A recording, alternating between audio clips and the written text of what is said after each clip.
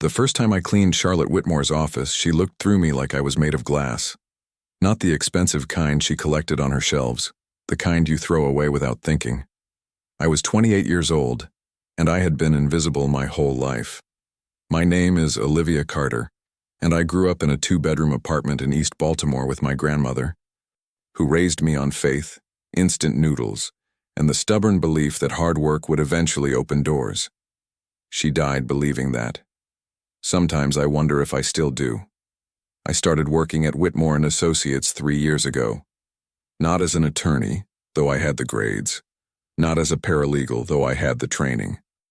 I worked on the cleaning crew, night shift, because that was the door that opened for me after I graduated with honors and sent out 200 resumes that went nowhere. Turns out, having a degree doesn't matter much when your address is in the wrong zip code and your skin is the wrong color. The building was beautiful. All glass and marble and fresh flowers in the lobby that cost more than my weekly paycheck.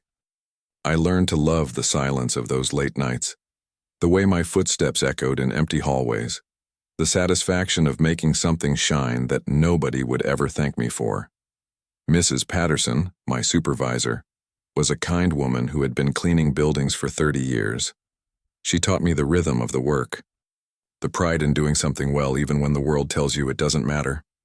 Olivia, she told me once, they may not see you, but God does, and you see yourself. That's what counts. I tried to believe her. The attorneys at Whitmore and Associates fell into predictable categories. There were the ones who ignored us completely, stepping over our mops like we were furniture. There were the ones who offered tight smiles and quick nods, performing politeness without meaning it. And then there were the ones like Charlotte Whitmore and her circle, Emma Sullivan, Sophia Reynolds, and Mia Chen, who made cruelty into a sport. Charlotte was the senior partner's daughter, blonde and polished and born into a world where everything was handed to her on silver platters she never had to clean. She was beautiful in that sharp, expensive way that made you feel small just standing near her. Her office was always the messiest, like she destroyed things on purpose just to watch someone else fix them. "Make sure you get under the desk this time," she said to me once, not looking up from her phone. "I found dust last week. It's unacceptable." I had cleaned under that desk 3 times. There was no dust. But I nodded and said, "Yes, ma'am," because that was the job. Swallow your pride. Swallow your voice. Swallow everything that makes you human until you're nothing but hands that clean and a body that disappears. Emma was Charlotte's best friend and closest ally in casual cruelty. She had red hair and a laugh like breaking glass. And she liked to make jokes about the help, just loud enough for us to hear. Sophia was quieter, more subtle in her disdain, the kind of woman who would smile at you while sliding a knife between your ribs. Mia followed wherever the others led, desperate to belong to their golden circle. I learned their rhythms, their habits, their secrets. When you're invisible, people forget you have eyes and ears. I knew that Charlotte was sleeping with a married partner. I knew that Emma had a drinking problem she hid in her bottom drawer. I knew that Sophia was drowning in debt despite her designer clothes. I knew that Mia cried in the bathroom at least twice a week. I knew everything, and I said nothing because invisible women don't speak. Then William Ashford arrived.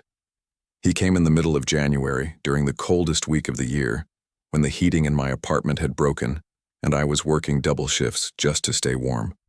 He was the new owner's representative, the man sent to evaluate the firm after old Mr. Whitmore's retirement. I was emptying trash cans in the conference room when I first saw him. Tall, dark-haired, maybe 37 or 38, with the kind of quiet confidence that doesn't need to announce itself. He was studying documents at the long table, his jacket thrown over a chair, his sleeves rolled up like he actually worked for a living. "I'm sorry," I said, backing toward the door. "I didn't know anyone was still here. I can come back." He looked up, and something shifted in the air. Most people in that building looked through me. William Ashford looked at me, actually looked, like I was a person worth seeing. "No, please," he said. "Don't let me interrupt your work. I'm the one who should apologize for staying so late." I didn't know what to do with that. An apology. From a man in a suit that probably cost more than 3 months of my rent. I stood there frozen, trash bag in hand. feeling suddenly aware of my worn uniform and my tired eyes and the gap between his world and mine. "I'm William," he said, standing up and extending his hand like we were equals. "I don't think we've met." Nobody at that firm had ever offered to shake my hand. "Olivia," I said quietly, accepting it. His grip was warm and firm. "I'm on the cleaning staff." "Nice to meet you, Olivia." He smiled, and it reached his eyes. "I have a feeling you know more about what really goes on in this building than anyone in those fancy offices." I didn't know if that was an insult or a compliment, so I just nodded and went back to my work. But I felt his eyes on me as I moved around the room, and for the first time in 3 years, I didn't feel invisible. Over the following weeks, I kept running into William Ashford. He worked late almost every night, reviewing files, interviewing staff, learning the business from the inside out. And unlike everyone else, he talked to me. Real conversations about the weather, about books, about the little coffee shop on 5th Street that made the best pastries in the city. "You went to Hopkins, didn't you?" he asked one night, catching me off guard. "I saw your name on an old honor roll list in the alumni magazine." My heart stopped. Nobody here knew about my education. I had learned early that mentioning my degree made people uncomfortable, like I was reaching above my station by daring to have ambitions. "How did you—" "I do my research," he said simply. "Olivia Carter, graduated summa cum laude, political science and economics. Accepted to 3 law schools, never enrolled." He paused. "Why?" Nobody had ever asked me that. Not once. Not my grandmother, who just wanted me to be happy. Not my friends, who had long since drifted away. Not the career counselors who suggested I consider realistic options. "Money," I said finally. "And other things." Other things? I looked at him, this wealthy white man from a world I would never belong to, and something cracked inside me. Maybe it was exhaustion. Maybe it was the way he looked at me, like my answer actually mattered. Maybe I was just tired of being invisible. "Do you know how many doors close when you look like me?" I asked. "How many interviews end the moment they see your face? How many times you hear you're not quite the right fit and know exactly what that means?" I shook my head. I applied everywhere. Law firms, corporations, nonprofits. 200 applications. I got 3 interviews. 3. And all of them ended the same way. Polite smiles and rejection letters. William was quiet for a long moment. "I'm sorry," he said finally. "That's not right." "No," I agreed. "It's not. But it's reality." He nodded slowly, and I saw something shift in his expression. Not pity, which I would have hated, but understanding, recognition, like he was finally seeing the world the way I had always seen it. "Would you like to get coffee sometime?" he asked. Away from all this? I should have said no. Every instinct I had screamed that this was dangerous, that men like him didn't fall for women like me, that hope was just another trap, that I had built my walls for a reason. But his eyes were kind, and I was so tired of being alone. "Okay," I said. That was my first mistake. Coffee became dinner. Dinner became long walks through the city, hours of conversation that stretched past midnight, a slow unfolding of 2 people learning each other's hidden depths. William was nothing like I expected. Curious, thoughtful, genuinely interested in ideas and arguments and the way the world worked outside his privileged bubble.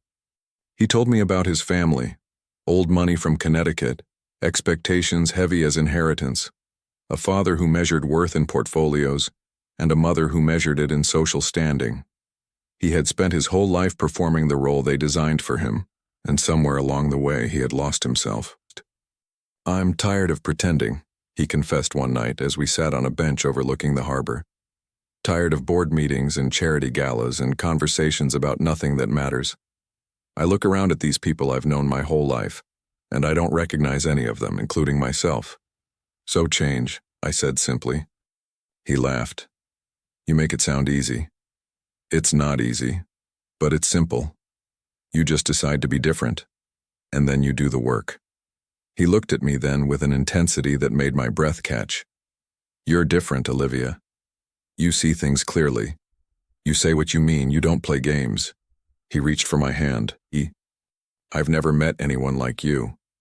I wanted to believe him. God, how I wanted to believe him.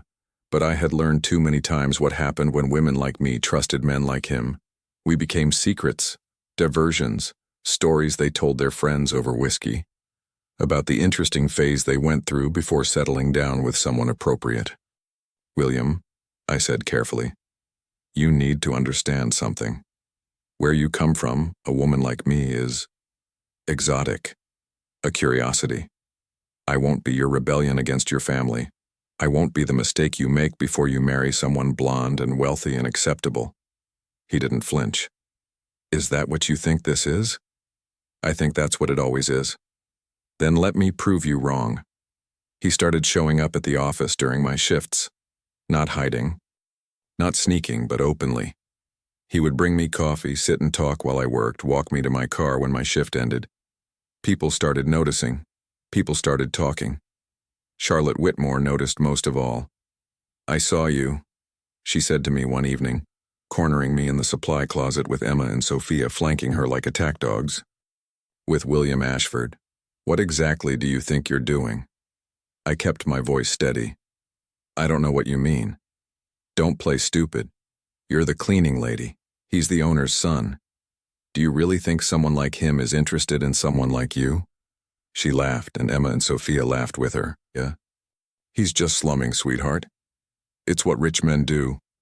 They find some desperate charity case to make themselves feel better, and then they throw her away. I said nothing. I had learned long ago that silence was the only weapon I had. Stay away from him, Charlotte continued, stepping closer, or I will make your life very, very difficult. Understand? I understood. I understood that Charlotte Whitmore had been circling William since the day he arrived, that she saw him as her ticket to even greater wealth and status, that a black cleaning woman was not supposed to compete for what she considered rightfully hers. I understood, and I was afraid, but fear had never stopped me before. The next week, William invited me to a firm event, a cocktail party celebrating some merger or acquisition, the kind of gathering where everyone wore their success like armor. I told him no. He asked why. I explained what Charlotte had said. His jaw tightened. Come anyway. William, Olivia. He took my hands. I am not ashamed of you. I am proud to know you. I want everyone in that room to see that. To see you. Not as the cleaning lady, but as the brilliant, beautiful woman you are. I should have known it was a trap, not his trap. He meant every word. But Charlotte was already planning her move. I wore a dress I couldn't afford, deep blue, elegant, the most beautiful thing I had ever owned. I did my hair and my makeup and looked in the mirror and almost didn't recognize myself. For one night I thought I could be someone else, someone who belonged in that world. The party was in the building's penthouse lounge, all champagne and canapes and people dripping with wealth. William met me at the elevator, his face lighting up when he saw me. You're stunning, he breathed. For 20 minutes, I allowed myself to believe. We moved through the crowd together, his hand warm on my back. And though I felt the stares and heard the whispers, I held my head high. William introduced me as his partner, and the shock on people's faces was almost worth the terror in my heart. Then Charlotte made her move. She appeared beside us with a smile like broken glass. William, darling, you never told us you were bringing a guest. Her eyes swept over me. And from the cleaning staff, no less. How progressive. The room went quiet. Everyone was watching. Olivia is my girlfriend, William said evenly. Is that a problem? Oh, not at all. Charlotte's smile widened. I just think it's interesting, that's all. Especially given what I discovered today. My blood went cold. Discovered? William frowned. Charlotte pulled out her phone. I did some digging into your girlfriend's background. It's fascinating, really. Did you know that Olivia here applied to this firm 4 years ago for a legal assistant position? She turned to me. You didn't mention that, did you? I couldn't breathe. And when she was rejected, she filed a complaint with HR, claimed discrimination. Charlotte's voice carried across the silent room.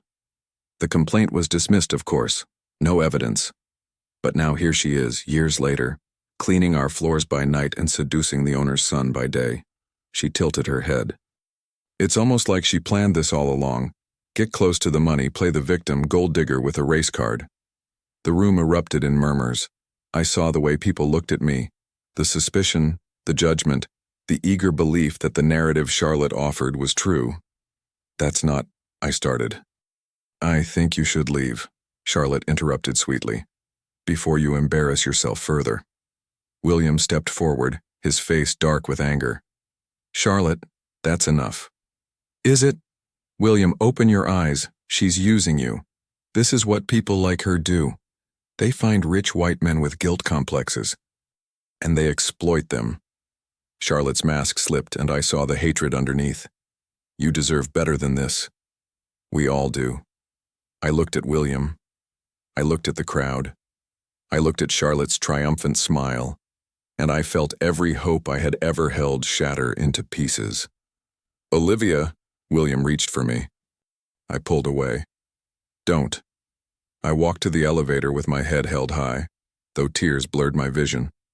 I would not let them see me break. I would not give them that satisfaction. But as the doors closed, I heard Charlotte's laugh, and something inside me turned to stone. That night I sat alone in my apartment and let myself feel everything. The humiliation, the rage, the grief for the future I had almost allowed myself to imagine. Then I dried my tears, opened my laptop, and started to plan. Charlotte had made her first mistake. She had underestimated the woman she bullied. She had assumed that invisible people stay invisible, that victims stay victims, that power flows only in one direction. She was about to learn otherwise. Over the following weeks, I gathered everything. Every conversation I had overheard in those years of cleaning. Every document carelessly left on desks. Every piece of evidence that the powerful assumed was safe because the powerless couldn't possibly use it. I documented Charlotte's affair with the married partner. Emails, photos, a pattern of hotel receipts she had charged to the company. I compiled evidence of Emma's embezzlement, small amounts over years that added up to felony charges. I found Sophia's falsified credentials, the law school diploma she had bought from a degree mill. I uncovered the hostile work environment complaints against all of them that HR had buried. I wasn't acting alone. Mrs. Patterson had connections, other invisible workers who had seen everything and said nothing for years. James Whitmore, old Mr. Whitmore's nephew, had been pushed out by Charlotte and her father's machinations. He was eager to help expose their corruption. Even William, once he learned the full truth, committed his resources to the investigation. Why didn't you tell me? He asked, holding me after I finally broke down and shared everything. The application, the discrimination, the years of swallowing my pride. Because I was ashamed, I admitted. I filed that complaint, and they destroyed it. Made me look like a liar. Made me question myself. I thought if you knew, you would see me the way they wanted you to see me. I see you, he said firmly. The real you. And I am with you. Whatever happens next. I wanted to believe him. I was learning to believe him. But first I had work to do. The annual shareholders meeting was the biggest event of the year. Investors, clients, press, everyone who mattered in the legal and business world gathered in one room. Charlotte had spent months planning her moment. The announcement that she would be named the new managing partner, cementing her family's control over the firm for another generation. She never saw me coming. I walked in on William's arm, wearing white, a choice that made Charlotte's face go pale. She had expected me to disappear. They always do. They humiliate you, and they assume you will crawl away and die quietly. Because that's what good victims do. But I was done being a victim. What is she doing here? Charlotte hissed, grabbing William's sleeve. I thought we made it clear. You made nothing clear, William interrupted. Except that this firm has serious problems that need to be addressed. He looked out at the assembled crowd. Which is why I've asked Olivia to speak today. The room fell silent. I could feel hundreds of eyes on me, and for a moment the old fear rose, the voice that said I didn't belong here, that I was nothing.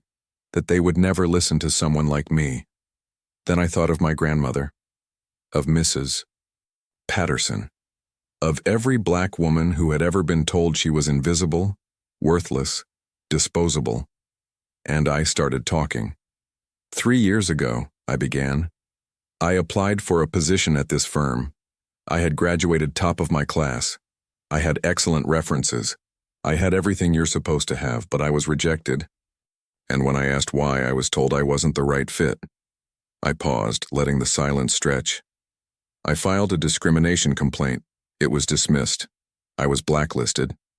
The only job I could get was on the night cleaning crew at this same firm because apparently I was good enough to scrub their toilets but not to work at their desks. Uncomfortable murmurs spread through the crowd. I spent 3 years invisible, cleaning offices, emptying trash, hearing conversations I was never supposed to hear. And what I heard disturbed me. So I started documenting, and now I'm going to share what I found. Charlotte stepped forward. This is ridiculous. Security. Sit down, Charlotte. William's voice cut through the room. Let her finish. I pulled out a folder. Charlotte Whitmore has been conducting an affair with Benjamin Reed, a married partner, for 2 years. The relationship began when she was a junior associate, and she used it to advance her career. She has been billing personal expenses, including hotel rooms for their meetings, to company accounts. I have receipts, emails, and photographs. Charlotte went white. Emma Sullivan has been embezzling from client trust accounts for 4 years. The total amount exceeds $200,000. I have the financial records. Emma's glass shattered on the floor. Sophia Reynolds' law degree is fraudulent. She purchased it from an online diploma mill. She was never admitted to any bar. Every case she has worked on is compromised. Sophia made a sound like a wounded animal. Mia Chen participated in covering up multiple sexual harassment complaints against senior partners, including a settlement that was buried in the archived files. Mia started crying. And finally, I said, turning to the older Mr. Whitmore, who had come out of retirement for this meeting, your son, Oliver Whitmore, directed HR to dismiss my discrimination complaint and 7 others like it. He created a culture where women of color were systematically excluded, harassed, and pushed out. I have internal memos, emails, and testimony from witnesses. Oliver Whitmore stood up, his face purple with rage. This is slander. This woman is a disgruntled employee with an axe to grind. Everything she's saying is lies. Then you won't mind if we call the witnesses, William said calmly. The doors opened. James Whitmore walked in, flanked by Mrs. Patterson and 3 other cleaning staff members who had witnessed everything. Behind them came Noah Williams, an attorney from the State Bar Association, and Elijah Monroe, an investigator from the Department of Labor. Mr. Whitmore, Noah said formally, we're here to discuss the documented patterns of discrimination, fraud, and harassment at this firm.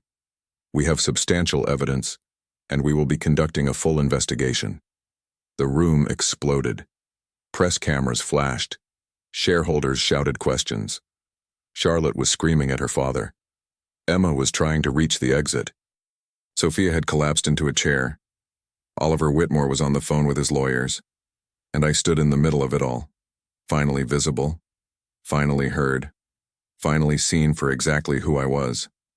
William found me in the chaos. He pulled me close. You were incredible. I was terrified, I admitted. You didn't look terrified. You looked like a queen. I laughed. Actually laughed for the first time in months. A queen in a firm full of fallen kings.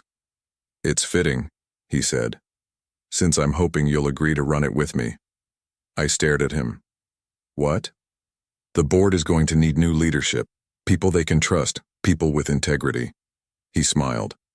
I can think of someone who graduated summa cum laude, knows this firm inside and out, and has proven she has more courage than anyone in this room. William, I'm a cleaning lady. You're a lawyer who was never given a chance to practice. That changes today. He cupped my face in his hands. If you want it to change. I thought about my grandmother, who died believing that hard work opened doors. She was right, but sometimes you have to build the door yourself. I want it, I said. He kissed me then, in front of everyone. and I didn't care who saw. The investigation took 6 months. Charlotte, Emma, Sophia, and Oliver all faced criminal charges. Mia cooperated and received immunity. She eventually apologized to me, and I chose to believe her. The firm was restructured under new leadership, with me as the first black female partner in its 100-year history. Some nights I still walked through those halls after everyone left. Not to clean anymore, but to remember. To honor the woman I used to be, and to make space for all the women who would come after me.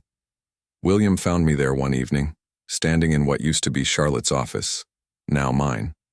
"You're thinking too hard," he said, wrapping his arms around me from behind. "I'm thinking about how strange life is. A year ago I was emptying trash cans in here. Now I'm making decisions that affect hundreds of people. Does it feel strange?" I considered. "It feels right. Like this is who I was always supposed to be, and I'm finally getting the chance." He turned me to face him. "There's something I need to ask you. If it's about the Morrison contract, I already reviewed it. It's not about work." He reached into his pocket and pulled out a small box. "Olivia Carter, you are the strongest, smartest, most remarkable woman I have ever known. You walked through fire and came out shining. Will you marry me?" I looked at this man who had seen me when no one else did, who had fought for me, believed in me, loved me without trying to change me, who had learned to examine his privilege and do better, not because I demanded it, but because it was right. "Yes," I said. His smile could have lit up the whole building. Later, at our wedding, I gave a toast. I stood in a white gown, surrounded by friends old and new, and I said, "There was a time when I believed I was invisible, when I thought the world had decided who I was, and nothing I did could change that. But I learned something important. We get to decide who we are. We get to choose what we're worth. And when people try to diminish us, we get to prove them wrong." I raised my glass. "To everyone who ever felt unseen, your time is coming. Stay ready, stay strong, and never let them make you small." The room cheered. William pulled me close, and for the first time in my life, I felt truly, completely seen. Not because someone powerful chose to notice me, but because I chose to notice myself.